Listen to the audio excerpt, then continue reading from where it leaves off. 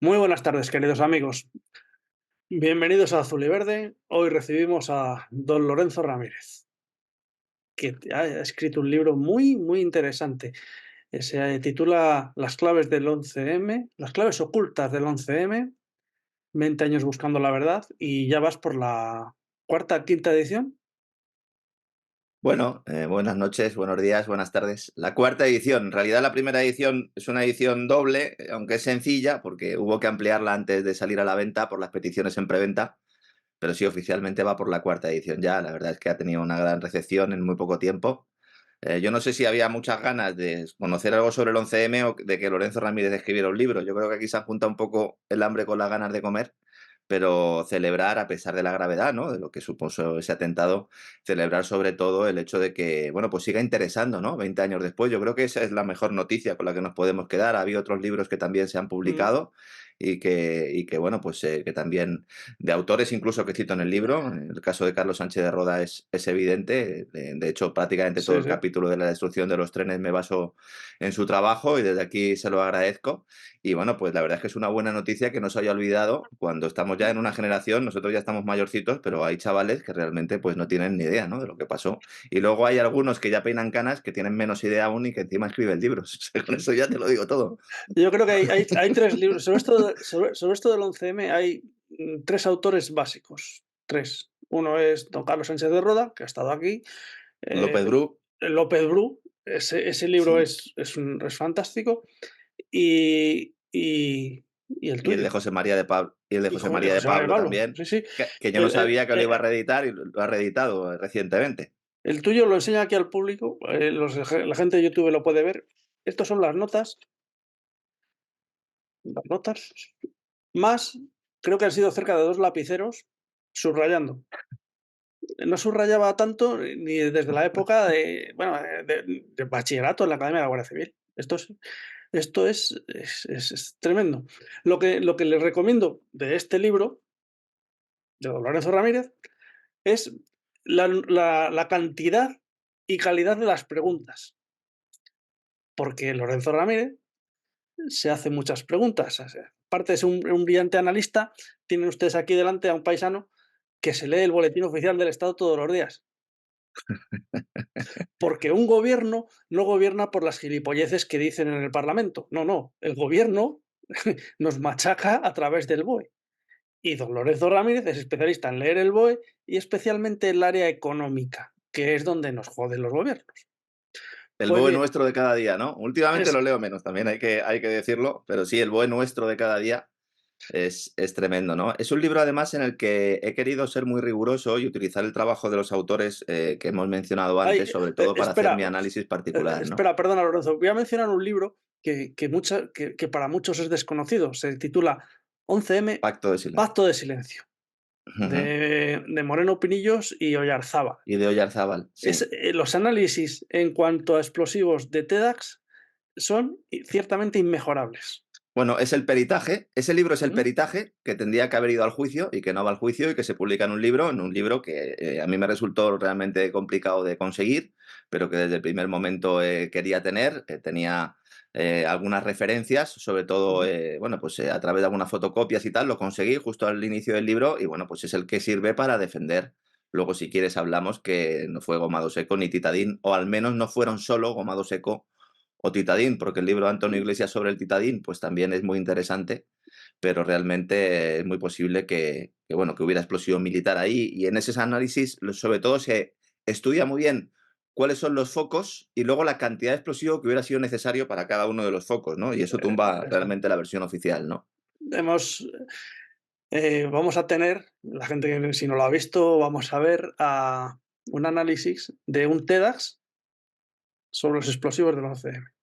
Pero bueno, vamos a empezar con tu libro, tu fantástico libro. Lo primero el primer programa que hicimos aquí fue La Bolsa de Vallecas, el inicio de la mentira. Y ha llegado don Lorenzo y nos ha encontrado un asunto clave para nosotros. ¿Sabían ustedes que la bolsa, lo que se llamó la mochila de Vallecas, no era mochila, era una bolsa? Al parecer, la encontraron en el pozo. la llevaron a la comisaría a una comisaría de Vallecas. Vallecas tiene 2 comisarías. De esa comisaría la llevaron a la segunda comisaría, y de esa segunda comisaría, al parecer, la llevaron al IFEM. Allí estuvo un tiempecito, recogieron esa bolsa junto con otras bolsas, las volvieron a meter en las furgonetas y las trasladaron otra vez, en teoría, a la comisaría de Vallecas. En esa bolsa, al parecer, unos 10 kilos de explosivo. No sé cómo puede meterse una bolsa de 10 kilos en una bolsa de basura y que la bolsa de basura no se rompa.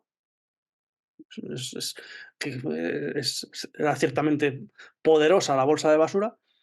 Aparecía una inscripción que don Lorenzo nos ha descubierto y que habíamos pasado por alto. Bueno, en realidad era un informe, ¿no? De asuntos internos, bueno, de la Dirección General de la Dirección Adjunta Operativa, que se encarga, pues, ad hoc Ujú. para establecer algunas de las, bueno, pues de las dudas que había sobre todo esto. Y hay una inscripción ahí con una serie de siglas. No se entienden muy bien, es una E, una F. Yo no sé si lo tienes delante, porque lo Sí, sí, recordarás mejor sí. que yo. Es Dínoslo, las letras E, FS, M y G, y esta que última podría ser un podría 9 ser una Y o un 9 porque al parecer o un estaba en 9. minúsculas. ¿Y qué podrían Eso, decir esas letras? a ver, este es uno de los grandes enigmas que prácticamente no se ha estudiado. Si fuera un número, podría ser el número de la mochila, o de la bolchila, ¿no? Como decían en el foro los amigos de López Bru, de esa bolsa de deportes de azul con asas Lo marrones, podría decía ser un número. lo decía Fernando Mújica, fallecido Fernando Sí, Mújica.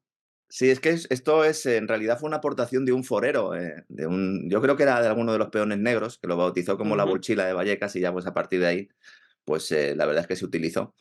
Esta inscripción puede ser muchas cosas. Puede ser una numeración que se establezca para una serie de artefactos que se fueran a poner. Es un poco la tesis que colgaría, ¿no? De esa idea de Villarejo de que en realidad había dos tipos de mochilas, unas para ser encontradas, unas no, unas que tendrían un atentado más potente y otras menos potente, la cual yo no creo.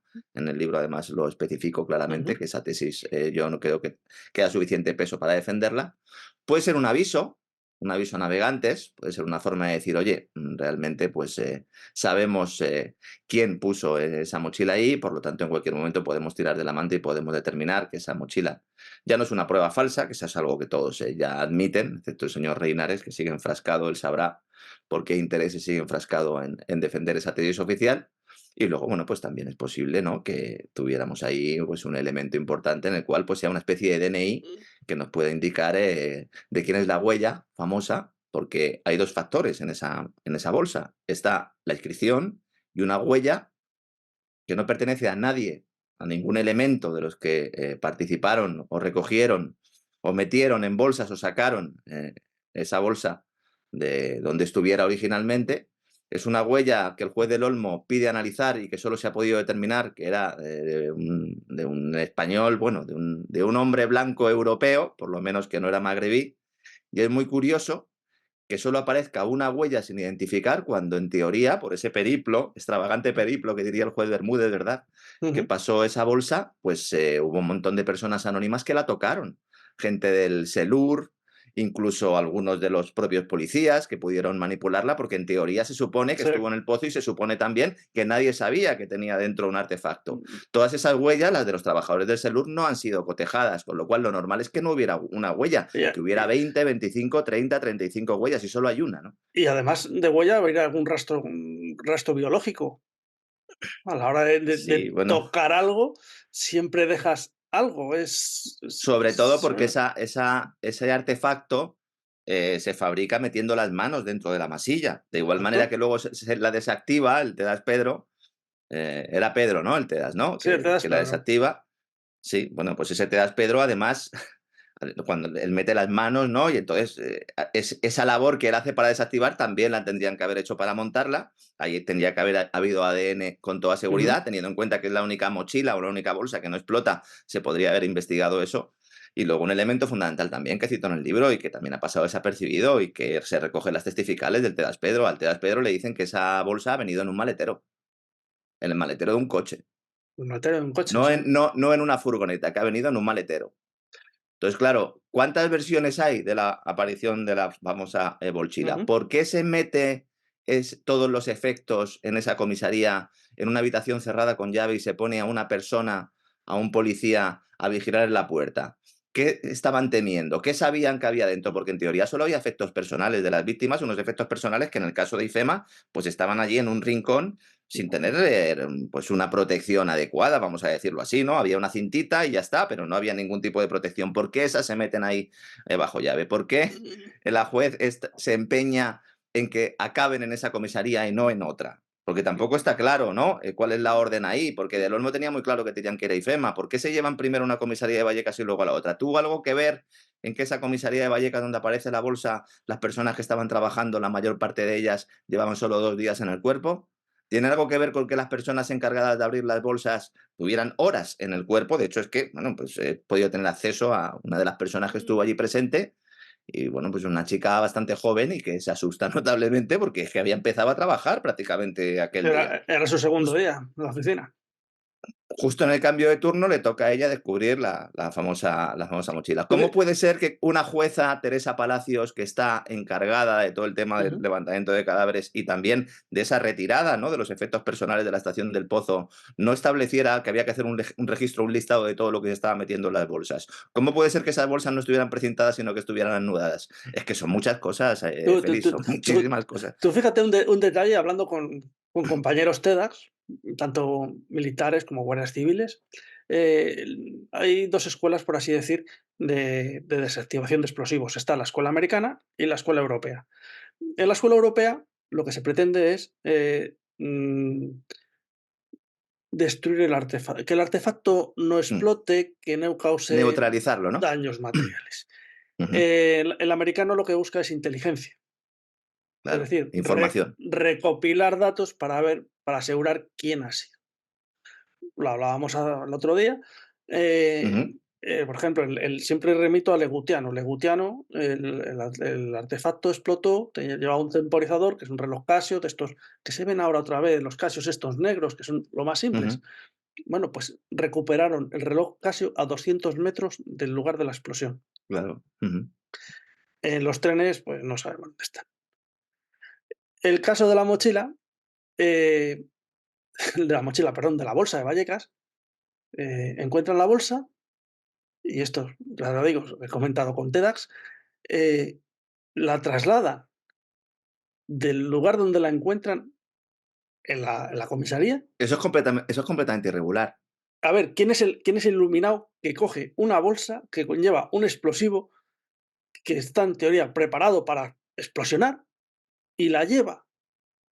No sé cuántos metros hay, bastantes metros, en un Bueno, coche, escoltado con otro coche, o sea, pasean una eso. mochila con el siguiente peligro. Por medio de Madrid, aunque era tarde, eran las 2 de la mañana, pero con peligro para los civiles. Es verdad que se desaloja la zona de la comisaría, pero evidentemente es irregular, a no ser que supieras que no iba a explotar, Eh, a él en le ha cuyo dado, caso ya no hay peligro a él ninguno. le ha dado.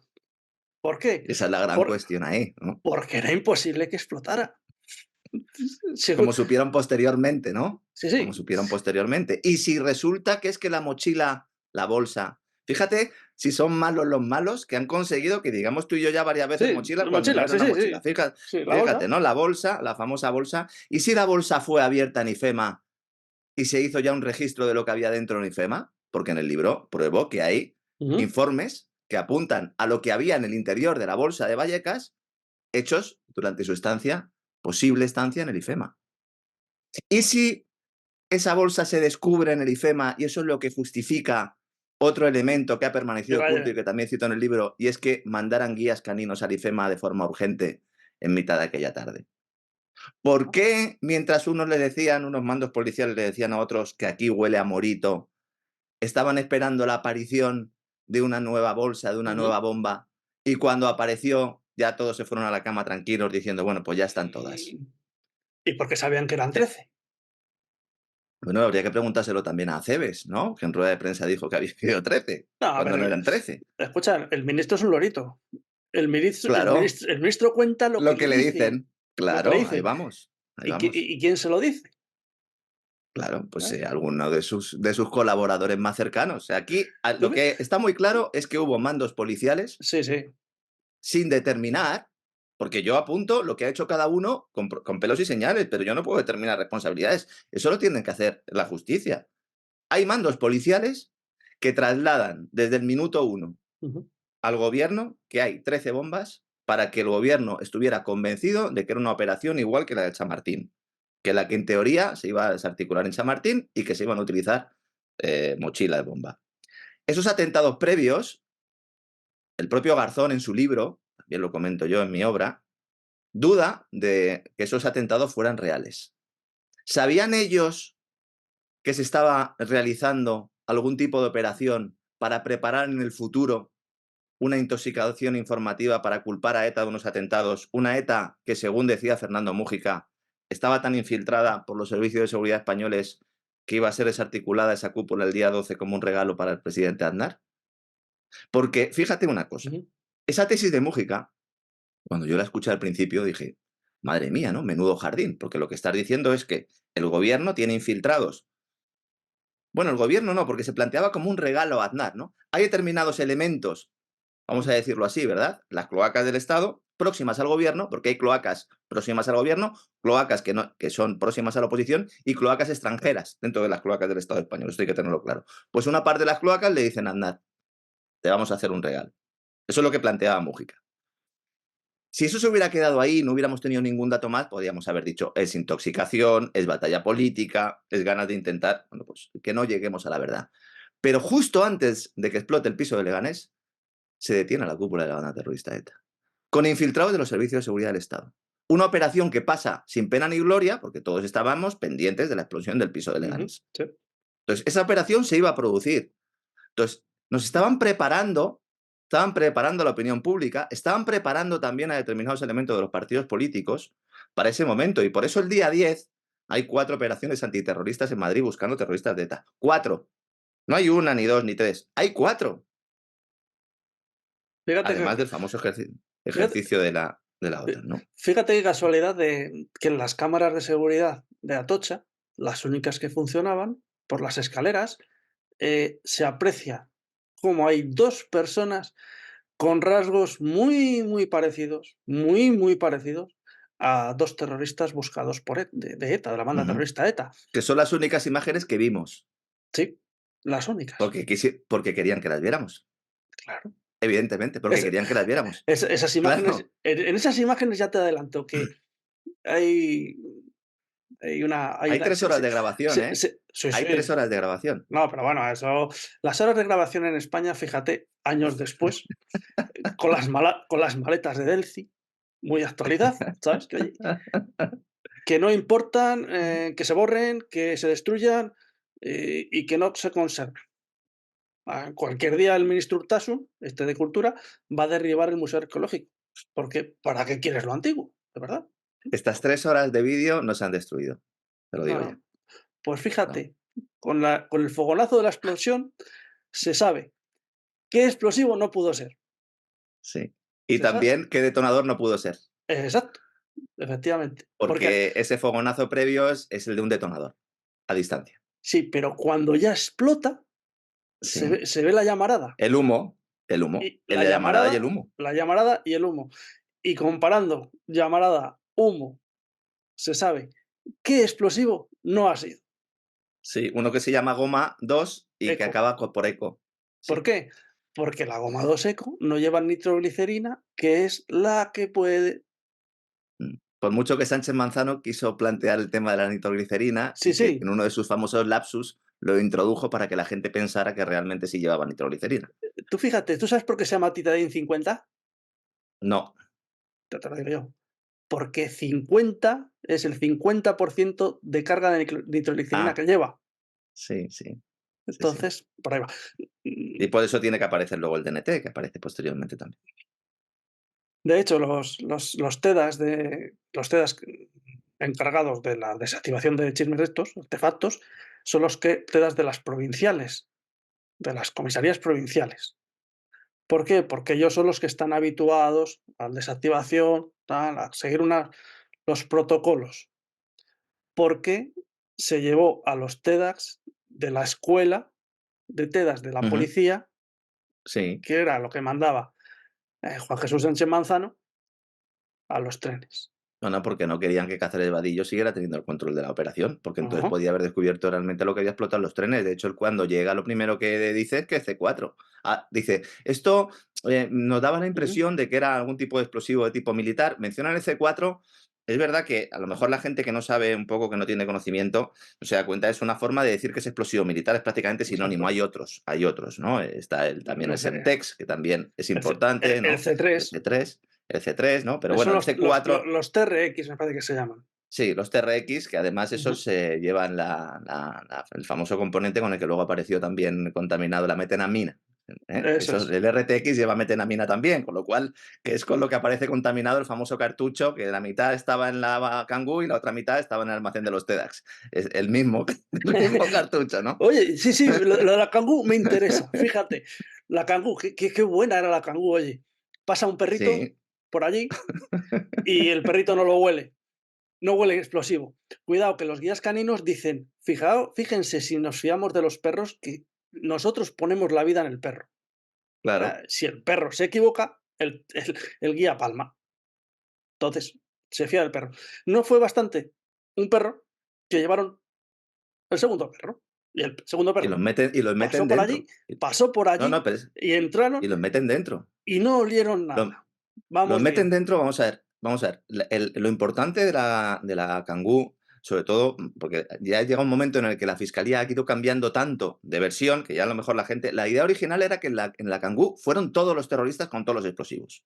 Esa era la idea original. Ujú. Luego por eso se inventan el Skoda Fabia porque tenía que haber más coches, ¿no? Y también para meter el ADN de la Mari. Luego, si Sí. quieres, hablamos un poco de eso. Y entonces, en teoría, si son 13 mochilas, 12, 13 mochilas, cada una con 10 kilos de explosivos, estamos hablando de que había más de 100 kilos de explosivo en esa furgoneta. Evidentemente, con que hubiera habido unos gramos, ya Sí, sí. directamente el perro lo hubiera olido. El perro en ningún momento hace ningún ademán ni duda, ¿verdad? No se sienta, que es lo que tiene que hacer, ¿verdad? Ujú. No lo hace en ningún momento y aparece ahí como loco buscando por todos los sitios, pero no se sienta Mm. porque no ha descubierto. Es verdad que la parte delantera estaba cerrada, que es donde luego aparece la famosa bolsa con los detonadores y el cartucho de dinamita, Esa. pero se veía, era una especie de redecilla, se veía, y el perro ni siquiera mete el hocico. Es que esto, claro, Además, la gente igual no ha visto una exhibición de perros, de guías claro, caninos, eso es. que esconden un trocito Sí, sí. mínimo dentro del motor,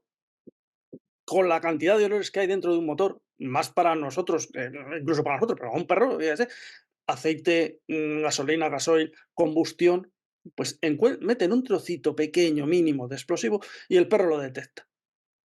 Y en cambio, en la dichosa furgoneta Kangoo, debajo del asiento del copiloto, donde el guía vio un chaleco de estos amarillos, en caso que hay que ponerse en caso de accidentes, una vez que llegó la furgo a Bueno, primero llega la Canillas. grúa. No, pero Sí, espérate, bueno. primero llega la Ah, grúa. bueno, Llaman a una grúa, claro. la grúa no hemos explicado, pero bueno, tú lo explicas en el libro.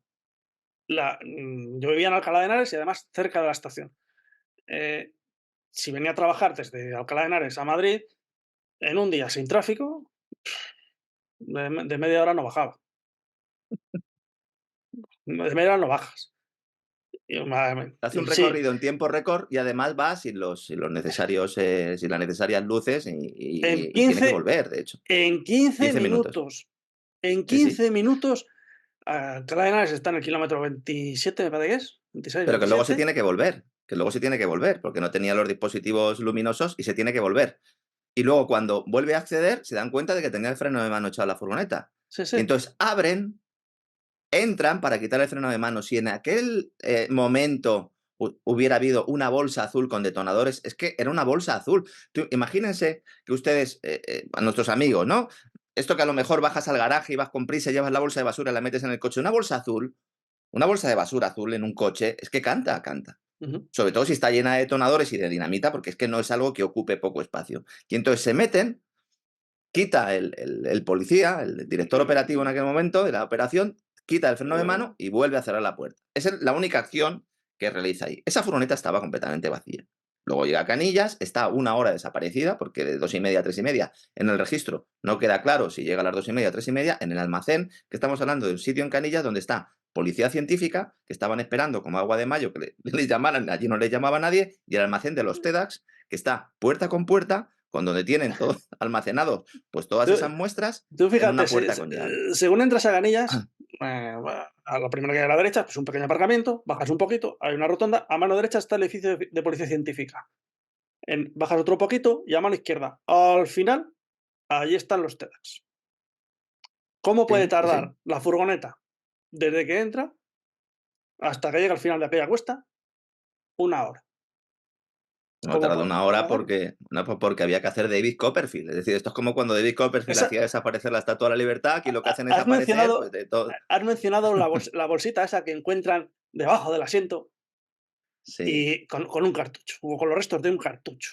Que con la mitad de un con cartucho la mitad de un aproximadamente, sí. cartucho sacaremos la imagen. Esa bolsita lleva una huella dactilar. Sí. Una huella. ¿De quién era? Brandon Mayfield, según el FBI, con una coincidencia del 100%, Hombre, y que posteriormente, 100%, ¿eh? O sea, no es que el 100%. FBI dijera que era posible, no, no, el FBI dice, sí, sí, esta huella es de un tipo que se llama Brandon Mayfield, que es un abogado aquí de poca monta que tenemos en Estados Unidos, que tiene conexiones con algunos elementos yihadistas, su mujer organiza manifestaciones y se opone a la guerra contra el terror y tal. Y entonces rápidamente sale la policía española y dice, no, no, no, no es de Brandon Mayfield, ya sabemos de quién es la huella. No lo sabíamos antes, pero sí lo sabemos. Es Vale. de un argelino que es muy peligroso, bueno, tan peligroso como que 3 meses después de los atentados estaba viviendo en su casa en Santa Coloma de Gramenet, grabado por la policía, sin que hubiera ningún tipo de problema y ahora no sabemos dónde está. Y Bueno, dicen que murió en Irak en el año 2007. vaya por Dios. Y oye, y solo Ya no les encuentran, vamos a poder preguntar. y solo encuentran una huella. Una, claro, una, O de, la o que de, querían que se encontrara. o de el FBI a ver, vamos a ver, coge una El bolsa, FBI no busca la huella, es la coge policía algo, española. coges algo Sí. y coges con mínimo tres, ¿no? O con dos, pero no con una. Las huellas tenían que estar en los detonadores, las huellas tenían que estar en el cartucho de dinamita y en la bolsa, porque hay gente que dice, bueno, y si se pusieron guantes, bueno, es que realmente no hay huellas en el volante de la Kangoo, no hay huellas en ningún sitio, pero sin embargo en la parte de atrás hay un montón de ropa con muestras de ADN de los supuestos terroristas. O sea, eran tan tontos que se ponían guantes y luego dejaban la ropa, o en el caso del Skoda Fabia, dejaban ahí hasta los calzoncillos, ¿no? Entonces, claro, son cosas que no cuadran desde ningún punto de vista y que además lo que denotan es un intento de manipulación apresurado. Es decir, esto no se planea ni se plantea, la trama de encubrimiento, me refiero, 10, 20, 30 meses antes. No, no, esto se hace un poco sobre la marcha. Y además, algunos errores, y esto es una sensación que tengo yo, porque esto no lo puedo asegurar, algunos errores son voluntarios para intentar entorpecer aún más la investigación y para que haya elementos de mala praxis que tapen también la mala fe o el dolo.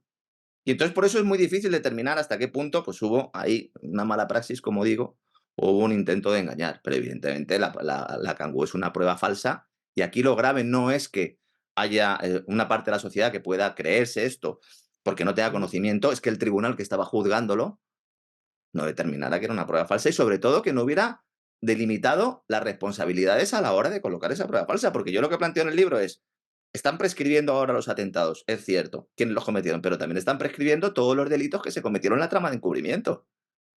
Exacto. Porque es muy posible que no sepamos qué comando terrorista en concreto, con los nombres y apellidos de los tipos que cometieron el atentado. Bueno, pues yo en el final del libro digo que es muy posible que realmente no sepamos quiénes son. Pero ¿se podría determinar quiénes son los responsables de esa trama de encubrimiento y sentarlos ante la justicia? Evidentemente. ¿Se va a hacer? Bueno, pues no sé a qué día estamos hoy. No sé cuándo se va a emitir esto. Hoy estamos a 20. Dentro de 2 lunes. Bueno, pues ya está. Pues ya estaremos prácticamente prescritos, ¿no? Bueno, Sí, pues sí. muchos respirarán tranquilos. No, ¿Hasta qué punto se pusieron? ¿no te queda la ¿Hasta qué sensación, punto? no te queda la sensación de saber quién no fue?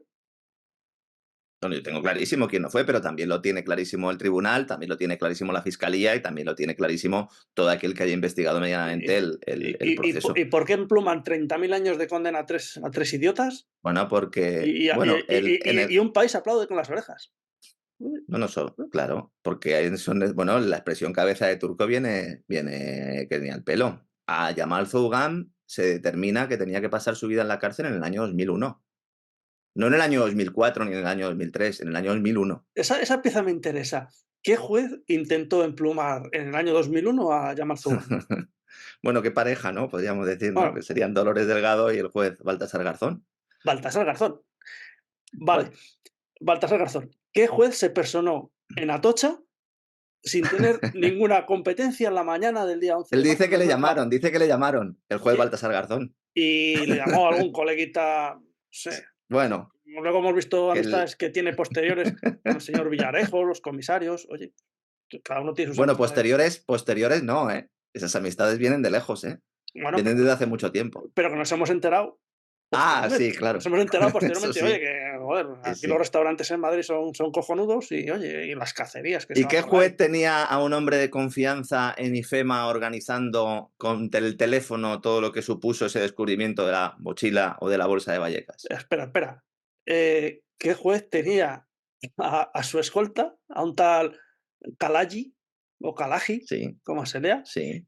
Eh, Fíjate que a mí yo me resulta muy curioso la hora de regalar el DNI español, de coño, regalamos DNIs a cualquiera que viene por aquí, está un tiempo y Hombre, se le hace nacional. sobre Y todo si es un agente de inteligencia, claro. sí, además, es un tipo que ha recibido formación en el ejército sirio, Ujú. viene a España, no sé a qué, le acabamos haciendo Policía Nacional, escolta o conductor de Chofer escolta del juez Garzón.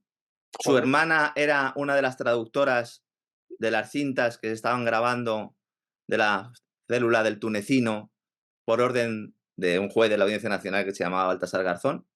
La mujer de Kalayi, la agente Marisol, es una de las que también descubre la furgoneta Renault Kangoo, la furgoneta. porque sí, es que la furgoneta, lo que nos han contado de cómo se descubre con el La portero y tal, la furgoneta es muy eh, probable que se descubriera de otra forma, ¿no? o La sea, furgoneta pudo ser la esa furgoneta como pudo ser cualquier otra, ¿no? la mujer del escolta conductor del juez Garzón descubre la furgoneta donde no había nada, pero luego que llega a Canillas, una hora por ahí dando vueltas por el complejo, se tardan segundos en ir desde la puerta hasta la oficina de TEDx, se tardan segundos y ahí aparecen ¡prum! Un montón de pruebas, La ¿sabes? policía, según informó El Mundo, y además también lo cito en el libro, la policía en las primeras pesquisas, una vez que ya se decide quiénes van a ser los culpables oficiales, llegaron a atribuir a Kalayi la fabricación de las bombas. Kalayi, que además es el tipo, que no lo hemos dicho todavía, era el gerente de la empresa Test Ayman,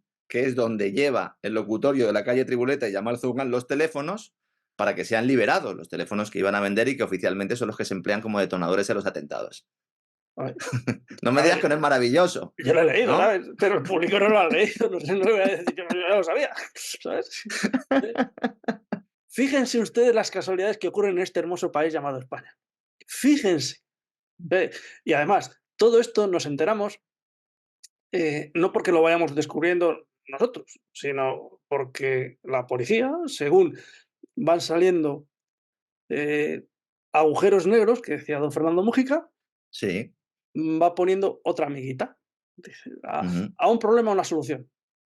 Y va A así ver, es los... importante que entendamos, y además yo sé que nos siguen muchos miembros de las fuerzas y cuerpos de seguridad del Ujú. Estado, como es evidente, ellos lo saben, pero a lo mejor gente que no, o que haya llegado a este canal y no lo sepa, se lo decimos. Dentro de estas fuerzas y cuerpos de seguridad del Estado, el 99,9% de la gente que está trabajando ahí es gente Sí. honrada, es gente buena, y es gente que cuando se están produciendo todas estas ceremonias de la confusión y estas tramas de encubrimiento, les hierve la sangre. Les hierve la sangre y que van ayudando y van proporcionando y van aportando amiguitas. Otros no, otros desinforman y su trabajo precisamente es desinformar. Pero son gente honrada y además que son conscientes de que está pasando algo que es irregular. Y No, no, luego otra cuestión no, que me gustaría espera, mencionar. Lorenzo, vamos a parar un momento, tomamos agua, rellenamos las tazas porque esto va en Ah, racha. muy bien. Ahora volvemos, un segundo.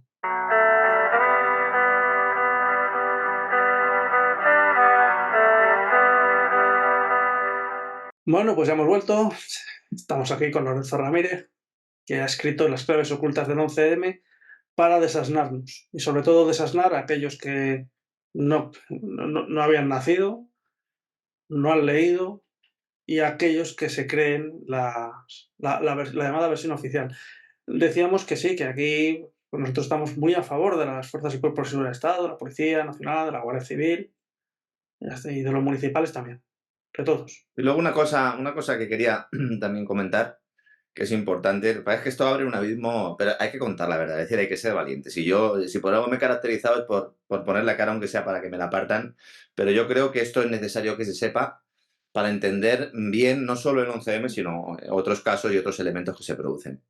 Hay en ocasiones en los que, de buena fe, miembros de las fuerzas y cuerpos de seguridad del Estado ponen pruebas, bueno, ayudan a que se encuentren determinadas pruebas, considerando con buena fe de que así pues ayudan la tarea judicial para encontrar y para poder culpar a los malos.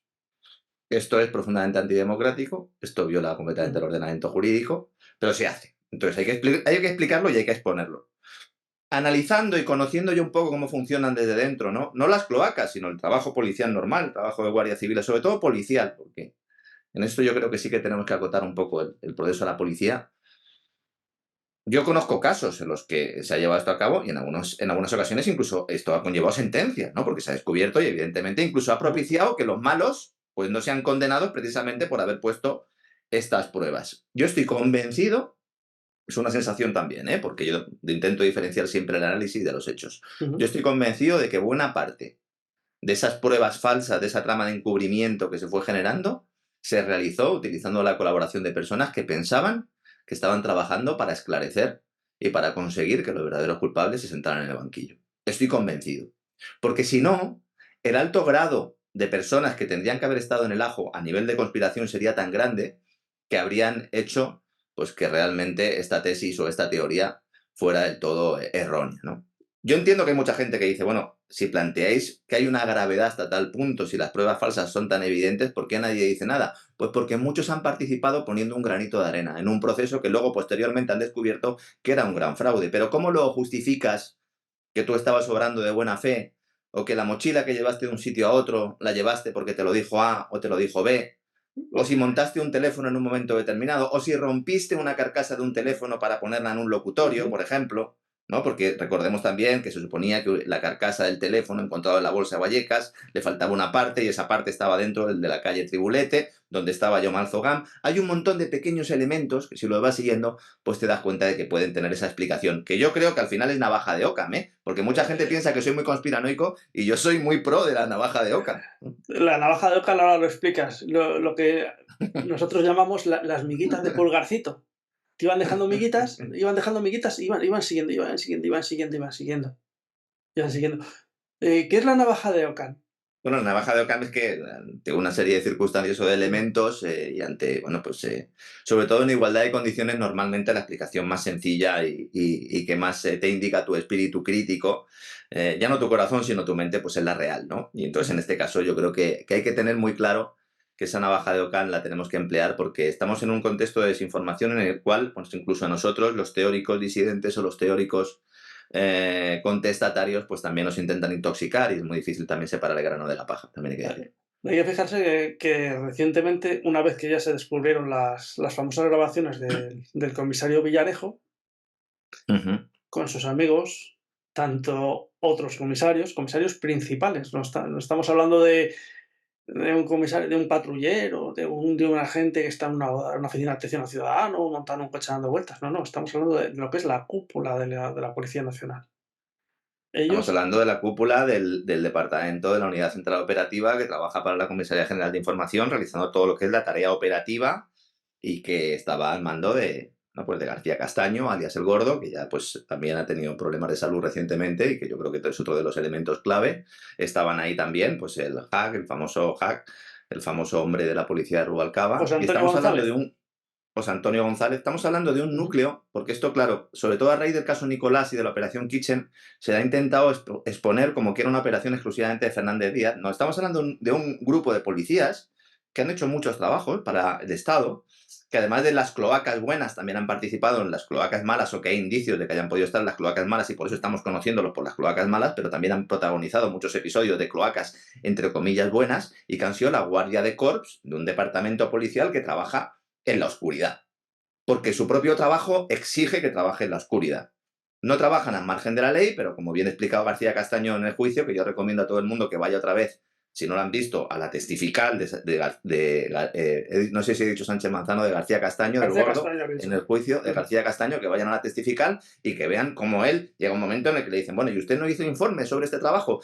¿Y usted no tiene ningún documento sobre esta pesquisa? Y llega un momento en el que él dice, si es que yo no hago informes, yo hago tarea operativa. Tarea operativa es que actúas, Exacto. no informas a tus superiores y además estás metido en una guerra con los propios servicios de inteligencia de la Guardia Civil y con los propios servicios de inteligencia del CNI. Con lo cual tenemos ahí varias ramas, además peleándose a muerte, ya no para ver si ocultan una información para ponerse una medalla, sino para proteger sus propios efectivos que consideran que pueden tener algo que ver en la trama de encubrimiento del propio atentado, con lo cual es imposible que se hubiera podido llegar ahí a una colaboración, ¿no? Dentro de estas grabaciones, el propio comisario Villarejo y no recuerdo quién era el otro, el que afirmaban que la bolsa de Vallecas estaba construida, la bolsa de Vallecas estaba hecha, elaborada ad hoc, o sea, con toda la intención, con Sí. toda, con toda la intención de ser descubierta, que no explosionara.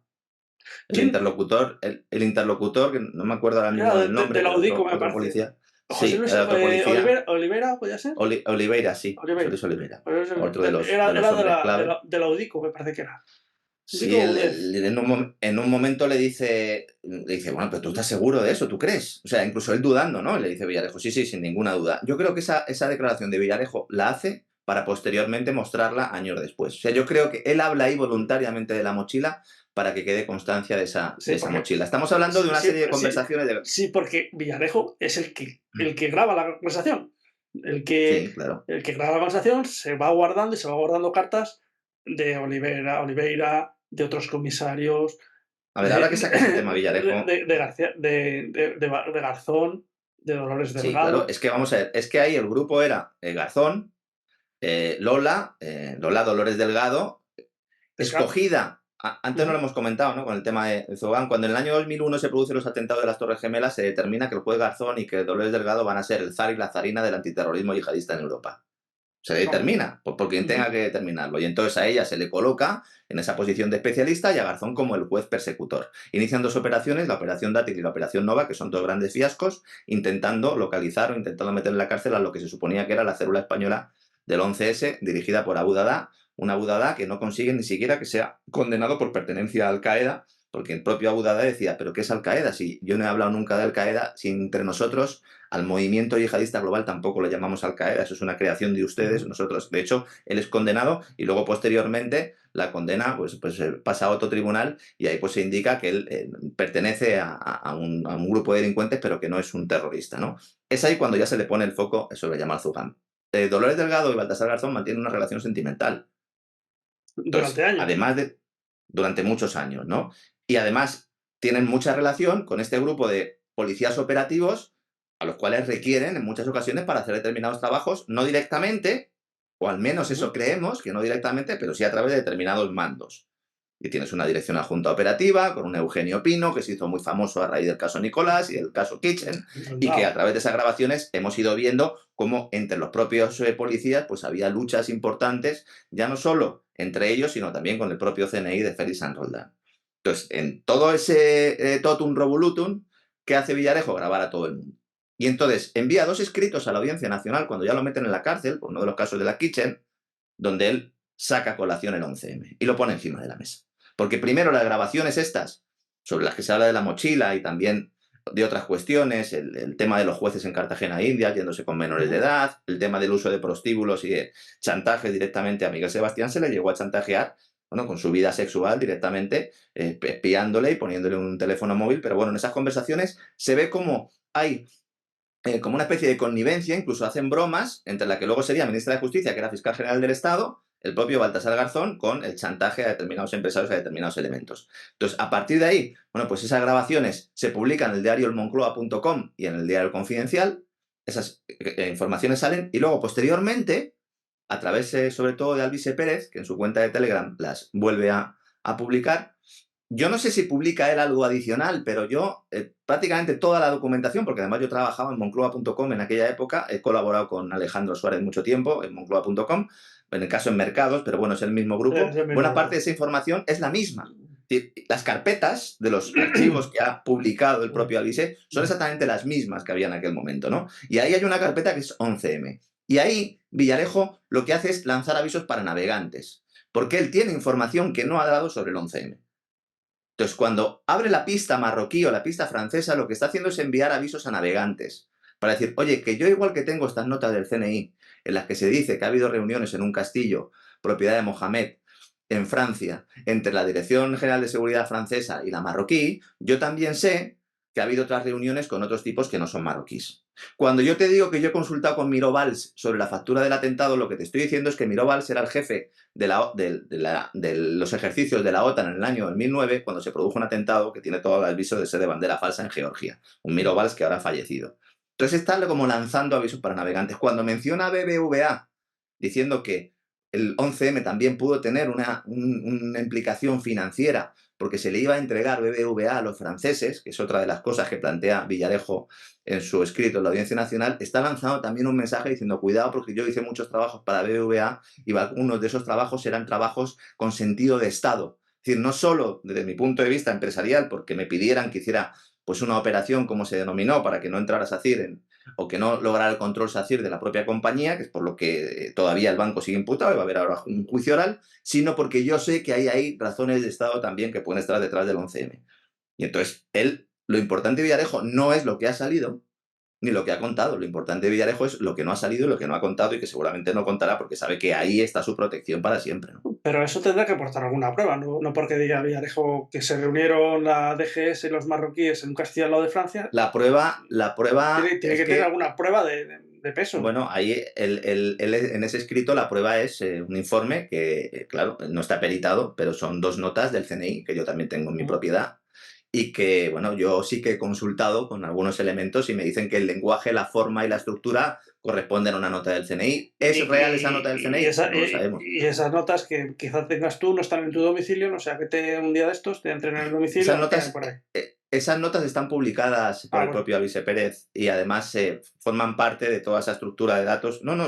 Este libro, el 99,9 lo he escrito con lo que se denomina ahora fuentes abiertas. Sí, análisis. Es decir, yo no tengo ninguna documentación que no tenga nadie. De hecho, a ti te he consultado en alguna ocasión cuando necesitaba algún documento, siempre que fuera público y que no podía tener acceso a él, a otros también, pero el 99,9 es, y esas notas se publican no manuscritas, sino ya pasadas a máquina. Por eso digo, si fueran manuscritas podríamos saber realmente, ¿no?, quién las ha hecho o que tenían algún tipo de factura. Son unas notas que aparecen y que yo también he consultado con algunas otras personas del servicio de inteligencia que le dan credibilidad. Hay un ex espía, lo de ex, si quieres lo ponemos entre comillas, que se llama Jaime Rocha. Jaime Rocha, sí, del CNI. Él, bueno, pues también considera que esas reuniones no solo le da credibilidad, sino que por otra fuente considera que esas reuniones existieron. También hay una serie de viajes que se pueden constatar y que hablo yo en el libro de ellos, justo después del tema de Perejil, que manda Mohamed a uno de sus familiares a ver a Chirac, el africano, y determinan que hay que atacar a España y que hay que atacar a las empresas españolas. Y esas reuniones se producen. ¿Se habla de atentados terroristas? Yo sé que se habla de atentados terroristas, pero no de atentados terroristas islamistas, sino de ETA, porque el propio Chirac en una cena, también lo cuento en el libro, ¿verdad?, habla con Aznar y le chantajea con el tema terrorista y entonces le dice a Aznar, dice, si vas a seguir por esa vía, mejor cállate, vamos a hacer como que no has dicho nada porque si no nos fastidias y nos agridas la cena, ¿no? De esto del 11M, como de tantos y tantos delitos, siempre buscamos el término latín, el latín. Latín que es tan odiado, especialmente por la izquierda, porque el latín es lo peor que hay. A ellos yo creo que les gusta más el griego, no sé por qué, pero bueno. En latín, el quid prodest. El quid prodest. Sí, sí, ríete, pero vamos, tenemos en la actualidad al amigo Ábalos. Sí, sí, de griego, sí. A ver, sí, sí. un tipo que ha manejado el partido, que le amenacen. No, señor, a ver, mándele a la embajada que no quiso la mujer esta, Irene, que le manden a Chile, tan ricamente, vaya. Quid prodest, ¿no? Quid prodest. Quid prodest. ¿A quién benefició? ¿Quién sacó tajada de manera directa y de manera oculta? Bueno, esa es la tercera parte del libro, ¿no? Un poco se dedica a plantear esa trama de encubridores y de ganadores. Uno de los grandes problemas que tiene el 11M y por los cuales es un atentado casi perfecto, podríamos decir, porque fíjate, 20 años después todavía estamos dándole las vueltas a muchas cosas, es que la gran mayoría de los actores se beneficiaron de ello. Y eso es realmente lo verdaderamente triste, ¿no? Pero, El PSOE. pero actores activos y actores pasivos. Sí, sí. En el caso del PSOE se beneficia evidentemente, ¿no? Ujú. Porque a partir de ahí, pues si había dudas sobre si podía ganar las elecciones, pues evidentemente las gana. No vamos a entrar en eso, es evidente que el PSOE se beneficia y que utiliza también ese post 11M para sacar tajada en las calles, etcétera, etcétera. El Partido Popular de alguna manera se beneficia porque todavía no se ha hecho público que realmente estaba utilizando el terrorismo, según Fernando Mújica, para haber sacado un rédito electoral. En este caso sería el más perjudicado, pero también beneficiado porque no se ha sabido una verdad. Por lo tanto, aquí pues tendremos que ponerlo también un poco en barbecho.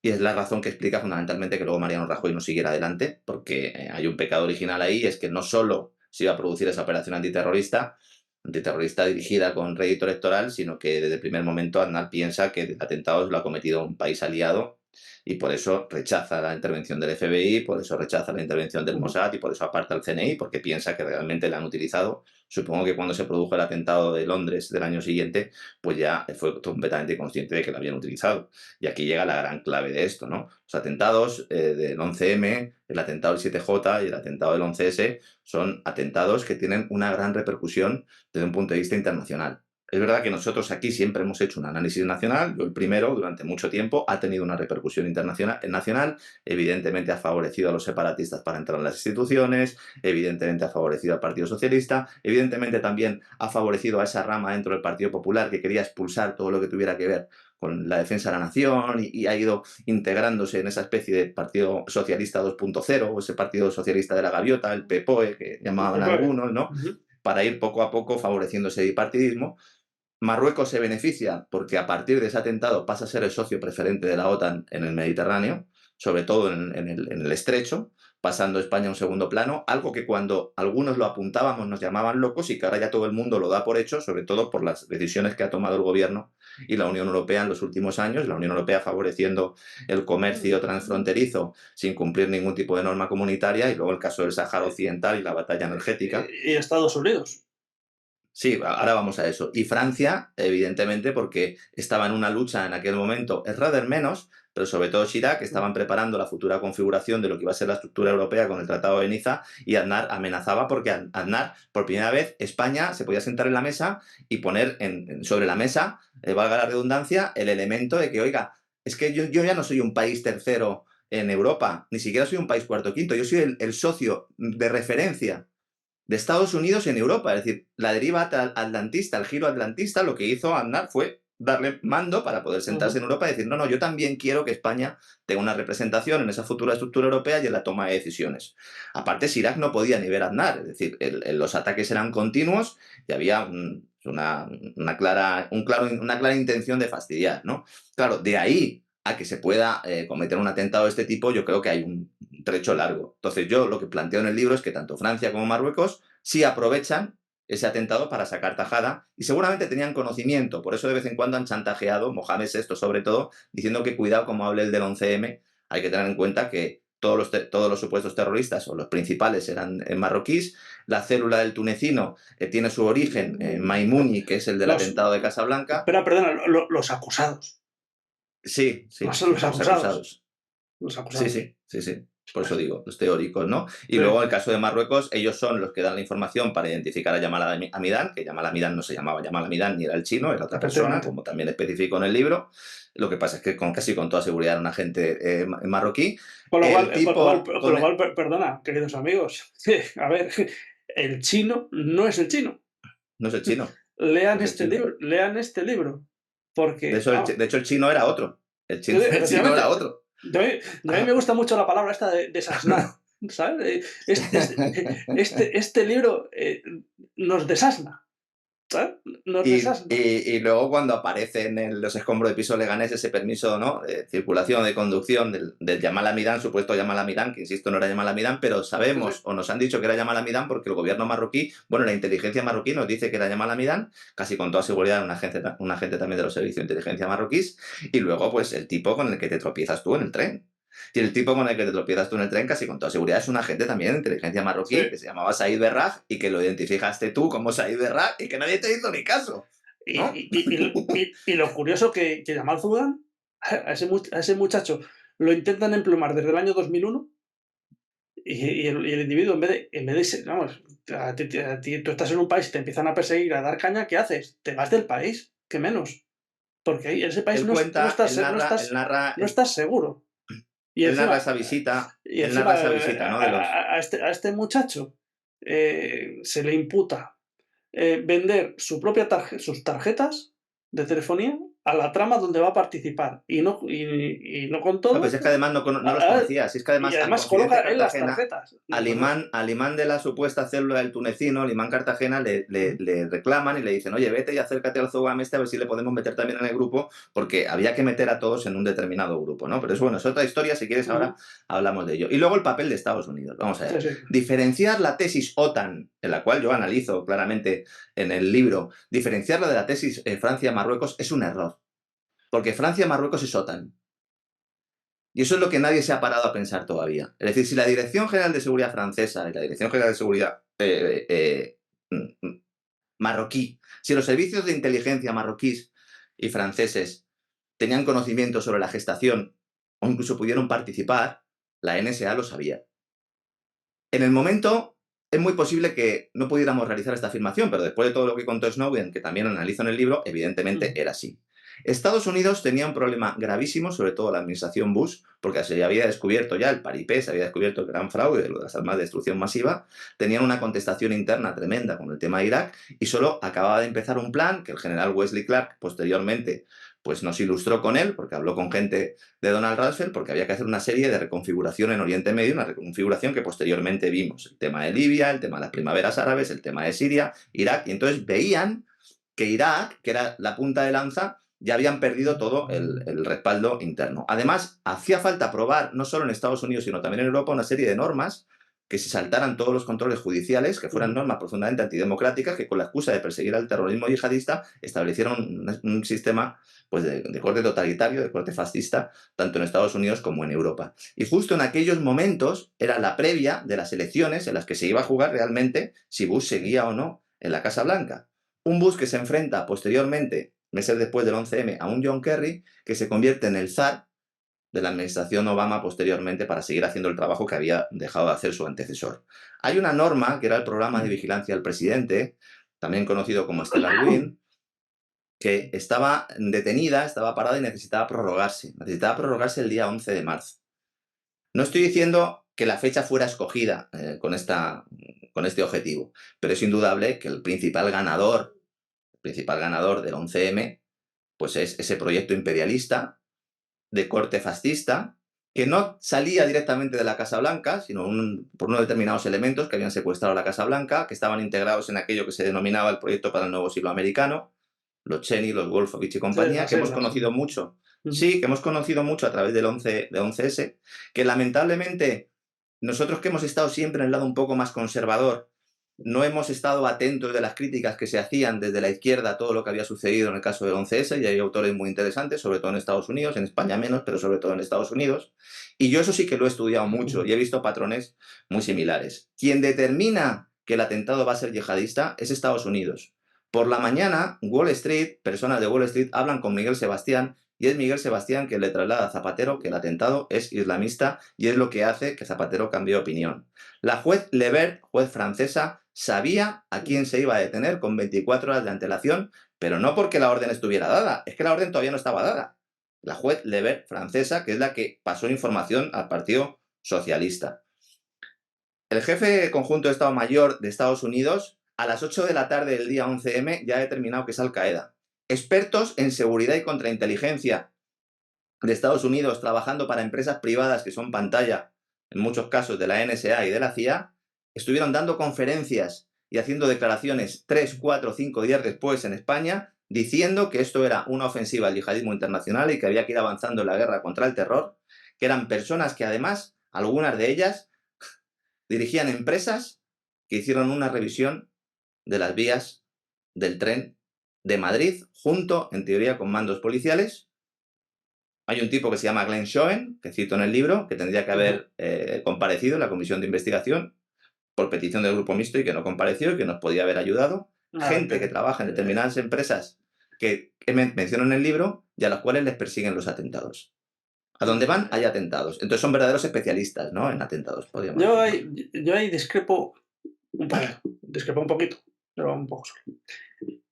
Respecto a la autoría, yo ahí, ¿sabes? Yo sigo pensando en ETA, directamente. La teoría es mía y esto en España es típico. Cada uno tenemos una opinión, es igual que el número de culos, ¿sabes? Cada culo una opinión. En cambio, quien se aprovechó de lo que hizo el que cometió los atentados son todos esos. Todos esos que Yo dices. te haría una Todos, todos. pregunta, ¿no? Porque esa Dime, y además es un, que sea en un fácil. A ver. principio, mira, te lo voy a confesar, en un principio el libro iba a llevar un apéndice que se iba a titular ¿Quién controla ETA? Otro, Otro. a otro ¿Quién apéndice. controla ETA? Pero, ¿Eh? espera, es que el apéndice de notas que tiene Lorenzo en su libro, en este libro, es un Son apéndice. 300 notas, creo. No sé, Sí, sí, son 300 notas. A ver, y yo hubiera preferido que se hubieran pero puesto. tengo el libro más manoseado que el periódico del día. Yo hubiera preferido que se hubieran puesto las notas a pie de página, en la misma página, No, como no, bien dice la expresión. no cabrían. Bueno, es que ese era el problema. Es que son 300 notas a pie de página y entonces habría páginas que directamente Sí, sí, todas serían notas. Pero era necesario llevar a la fuente para que cada uno sí, sí, sí, investigue y sí, sí, para que sí. sepan que no me estaba sacando nada de la manga, porque iba a plantear una tesis tan disruptiva desde este punto de vista que me interesaba mucho ese rigor. ¿Quién controlaba a ETA en aquellos momentos? Esta es la gran cuestión y este es el gran abismo. Una vez que sabemos cómo se asesina a Carrero Blanco, una vez que sabemos el papel de la CIA durante el 23F, una vez que analizamos los movimientos que se producen en la embajada americana en el 11M, y que yo además ahí pongo con nombre y apellidos quienes estaban y lo que estaban haciendo en cada momento, es muy similar esa estructura en los tres grandes casos.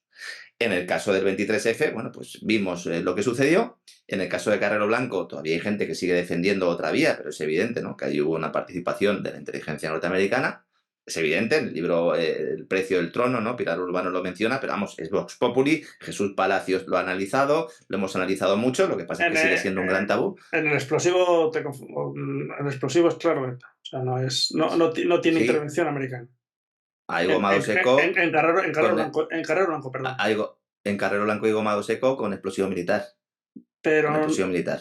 eh, Claro, entonces, unos dicen que era una mina, otros dicen que era C4, pero ahí no solo no, había gomado seco. Entonces, esa es un poco la idea. Entonces, ¿qué sucedía con Carrero Blanco en aquel momento? Carrero Blanco se oponía, sobre todo, ya no a la entrada de España en la OTAN, sino al manoseo que se estaba produciendo, y lo explica muy bien Alfredo Grimaldos en su libro La CIA en España, donde realmente ya muchos años antes de que mataran a Carrero Blanco, pues la CIA operaba en España como Pedro por su casa. Y luego hay otro aspecto fundamental que yo entiendo que es difícil de asumir, y es que Aznar con Bush firma un acuerdo en el año 2002, muy similar al que firma Estados Unidos con Francia, para dejar intervenir a los SEALs en España con total carta blanca. Y eso es gravísimo. ujú, Eso es gravísimo. Entonces, si tú tienes agentes franceses operando en España con la excusa de los ejercicios de la OTAN, los CMX-04, que no hemos hablado de ellos, que es verdad que en España no hubo movimiento de agentes, es decir, todos los que participaron en un experimento sobre el papel, que esto es algo que con el pirata hablo mucho de Terra Ignota, y me dice, no, pero no, nos han asegurado que no hubo movimiento de agentes. No, no hubo movimiento de agentes españoles, pero agentes franceses claro que había. Y en su carta Villarejo también lo deja caer cuando habla de los agentes franceses en España, porque había agentes franceses en España. Si tenemos toda esa cobertura y tenemos toda esa historia, pues entenderemos, uno, que Jorge Descallas no tuviera ni idea de quién había cometido los atentados, y todavía no lo sabe, yo creo que todavía no lo sabe, quién había cometido los atentados, que cuando consulta al Mossad y a la NSA le mienten flagrantemente, porque ellos mismos meses antes le habían dicho que había un riesgo de atentado yihadista, porque ellos mismos lo dijeron posteriormente, que si no, no lo sabríamos. A lo mejor también están mintiendo en este punto. Y realmente esto implica que los que hacen la trama de encubrimiento lo hacen sin saber quién ha cometido realmente el atentado. La sí, tesis sí, de sí, ETA, sí. yo solo la planteo, solo la manejo por encontrar también un punto en común desde la perspectiva de López Group. Es decir, que pudiera haber un grupo escindido de ETA, al modo de forma similar al IRA auténtico, que pudiera cometer una salvajada para luego justificar que hay etarras buenos y hay etarras malos, estos son los malos y luego hay otros buenos que pueden acabar en las instituciones. Yo ahí, en el tema de ETA me sorprendió mucho. Primero, cuando, bueno, por un lado nos sorprende que desaparece Josu Ternera en la primavera del 2003. Claro, es que, Porque, es que porque, yo... porque Francisco Jorge Alcaraz, que aparte de ser buena persona, es muy persistente con, oye, con meter a los etarras en la cárcel. Oye, ¿qué razón tiene? ¿No? Pues había conseguido llevar a juicio a Josu Ternera y le tocaba entrar en la cárcel. Josu Ternera, como todos sabemos, es un vil cobarde, como todos los terroristas. Salió corriendo. Y salió corriendo tanto que incluso después de los atentados se le perdió la pista. Se le perdió la pista tanto que estuvo recibiendo tratamiento contra el cáncer en Suiza. Josu Ternera era responsable del aparato internacional de ETA, un aparato Sí. internacional en el cual se estaban realizando entrenamientos y formación Sí, sí. dirigido por militares de Estados Unidos. Y eso es lo que no se quiere decir y lo que no se quiere hablar. Hay una conexión directa entre el islamismo y ETA, pero no a través de yihadistas de pro, sino a través de determinados elementos de nacionalidad británica norteamericana que han estado en esos campos de formación. Y eso es la espita que no se quiere abrir. Y que ahora podríamos abrir si analizáramos bien lo que es el Estado Islámico. Que yo pongo de ejemplo también en la última parte del libro, cuando planteo lo de quién está manejando el terrorismo internacional. Porque claro, si anda como un pato y tiene alas como un pato, ¿no? Pues al final lo mejor es que es un pato. Y se Entonces, paga los el patos. Estado Islámico, ¿para quién está trabajando? El Estado Islámico, para que no lo sepa, el ISIS sería pues, la refundación o el rebautizo, el renacimiento de lo que sería tradicionalmente como Al-Qaeda. Había que cambiarle el nombre. El Estado Islámico está atacando a los mismos, tiene los mismos enemigos que tiene Estados Unidos. Cuando hay que ir a Siria a atacar, el Estado Islámico ataca al lado de fuerzas supuestamente rebeldes del país que están financiadas por Estados Unidos. Cuando Estados Unidos le entrega armamento al Estado Islámico a través de Turquía, todo el mundo calla y nadie dice nada. En el caso de Siria es tan evidente que los de Hezbollah fueron a Siria a pelearse con los del Estado Islámico. Y hay gente que no lo entiende y dice, pero ¿y qué hacen los de Hezbollah luchando con los del Estado Islámico? Porque unos son sunís, Y es otros decir, son Arabia chiíes. Saudí, es decir, Estados Unidos, Y otros y son otros son chiitas. chiíes. ¿Y cuál es la diferencia fundamental entre los chiíes y los sunís? Además, ¿no? Del tema religioso evidente, digo, en el ámbito operativo. ¿Quién le Que los paga? chiíes defienden, y que los chiíes defienden su tierra. Sí, Es exacto. decir, el terrorismo internacional no es chií. Hubo una época en la que sí. ¿Te acuerdas? Cuando la época de Múnich y todo esto, sí. Cuando la Unión Soviética, sí. Pero ahora el terrorismo chií no es internacional. Septiembre De hecho, Negro, el amigo Carlos claro, Chacal. exactamente. Pero ahora eso no es así. Entonces, ¿por qué el Estado Islámico puede moverse como se mueve? ¿Por qué cada vez que analizamos determinados personajes que detienen se les suelta? Menciono el caso de un británico ahí en el libro que es evidente, ¿no? Sí. Que lo cogen y al final lo sueltan y nadie sabe realmente dónde está. ¿Por qué eso no se investiga? No, pues no se investiga porque supondría abrir la verdadera caja de Claro. Pandora, y es que el terrorismo internacional se usa por servicios de inteligencia occidentales, no digo todo, se utiliza en muchas ocasiones para agendas, en este caso supranacionales, porque ya ni siquiera es defender los intereses de Estados Unidos, es defender los intereses de una élite, de una camarilla que secuestró hace ya mucho tiempo el gobierno de Estados Unidos. Nos decía un profesor en la Escuela de Información de la Guardia Civil, de mirar, a los delincuentes hay muchas veces que no se les coge, no porque no se sepa dónde están, no, sino porque sí que se sabe dónde están y se les tiene controlados. Si nos venimos a la actualidad de España, oye, tienes al amigo Coldo, alias Luis, que, que ha hecho un pufo de millones, va, presta declaración y está en libertad. Oiga, no tendrá dinero bajo la cama. ¿Por qué no han investigado la trama de Y las ahí, mascarillas en y ahí, Cataluña? y En ahí, y Cataluña. ahí, y ¿Por qué ahí, no he investigado? y, Claro, y- y ¿no? ahí, Salvador y ya. y ¿No me da- será esto una punta de lanza? y nos da ¿No será igual. esto una punta de lanza para entrar luego a investigar lo que ha sucedido en la Comunidad de Madrid? Y nos da igual, fíjate, Lorenzo, que estemos hablando de terrorismo, de Claro. mascarillas, de pufos, de sobres, de maletines, de coches, de putas y de cocaína. Mm. Sí, sí. Eso es. Pero si curiosamente, tú fíjate que el vértice siempre está anclado en el mismo punto, ¿sabes? todo, todo lo que se acerca a PSOE, oye, está putrefacto. ¿Dónde acaban los jefes de las investigaciones del 11M? Acaban como jefes de seguridad Sí, pero todos esos eran mandos del Partido Popular, de ¿eh? grandes empresas. No, no, Pero todos escucha, esos eran mandos del Partido Popular, ¿eh? el Partido Popular tiene la virtud de elegir al que le va a apuñalar mañana.